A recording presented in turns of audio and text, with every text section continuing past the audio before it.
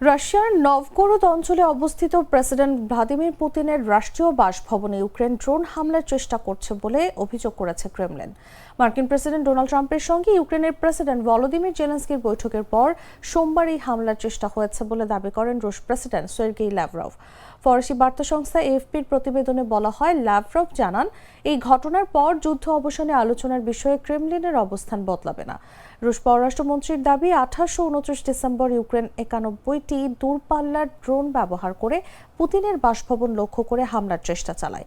তবে দাবির পক্ষে কোনো প্রমাণ উপস্থাপন করা হয়নি। রাষ্ট্রায়ত্ত বার্তা সংস্থা ইন্টারফ্যাক্স জানিয়েছে, রাশিয়ার আকাশ প্রতিরক্ষা ব্যবস্থা সব ড্রোন ভূপাতিত করেছে এবং এ ধরনের কর্মকাণ্ডের জবাব দেওয়া হবে।